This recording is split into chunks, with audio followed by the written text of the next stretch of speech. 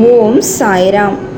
எனதருமை பிள்ளையை, நடந்து கொண்டிருக்கும் சூழ்நிலைகளை பார்த்து நம் வாழ்க்கை அவ்வளவுதான் முடிந்துவிட்டது என்று உனக்கு நீயே தீர்மானம் செய்து விடாதே. எந்த ஒரு சிறு பலனும் இதுவரை பார்க்கவில்லை என்று எதையும் பார்த்து பயந்து நீ செய்யும் காரியத்தில் பின்வாங்காதே. அதிசயங்கள் உடனடியாக விரைவில் நடக்கப் போகின்றது. அமைதியாக இரு. எதிர்மறையான தீய எண்ணங்களை உன் மனதில் அனுமதிக்காதே. அந்த நொடியில் கண்களை மூடி ஒரு க்ஷணம் என் நாமத்தை சொல். உன்னை சுற்றியுள்ள மனிதர்கள் உன்னை பற்றி கேவலமாக புறம் பேசுகிறார்கள் என்பது இப்போது புரிந்திருக்கும்.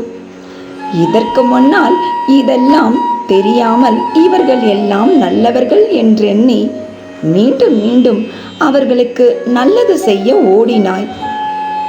மேன்மேலும் நடந்த துன்பங்களால் மனம் சோர்வடைந்துள்ளதை நான் இன்று பார்க்கின்றேன். இதெல்லாம் மாயை. இந்த மாயைக்கு நீ எதுவும் பதில் சொல்லாமல் இருந்தால் அது வந்த வழியே சென்றுவிடும். இல்லையென்றால் உன் பக்கத்தில் ஒய்யாரமாக உட்கார்ந்து கொண்டு உன்னை துன்பத்தில் மேன்மேலும் ஆழ்த்தும். நீ பொருள் உடையவனாக இருந்தால் உன்னிடம் நன்றாக பேசும் இந்த உலகம் நீ பணம் இல்லாவிட்டால் உன்னை கீழ்த்தனமாக நடத்தும். இந்த மோசமான மனிதர்களை பற்றி நீ கவலைப்பட தேவையில்லை. உனக்கு நான் இருக்கிறேன். என்றென்றும் உன் இறுதி பயணம் வரை வருவேன். எதுவாக இருந்தாலும் என்னிடம் சொல். நீ எந்த பாரத்தையும் உன் மீது சுமத்தி கொள்ள வேண்டாம். பயப்படாதே. உன்னை புதிய விடியலுக்கு அழைத்துச் செல்லப் போகிறேன்.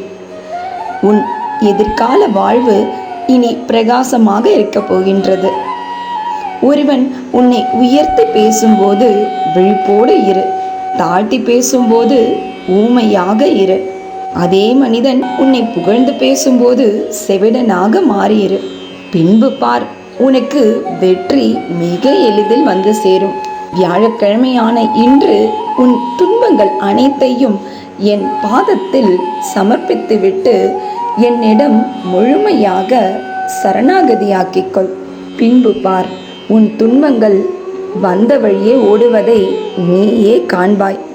இன்னும் 2 மணி நேரத்தில் உனக்கு ஒரு அதிசயம் நடக்கப் போகின்றது. இன்றும் என்றும் என்றென்றும் உன் சாயப்பா உன் அருகில். வாழ்க வையகம், வாழ்க வளமுடன். ஜெய் சாய்ராம்.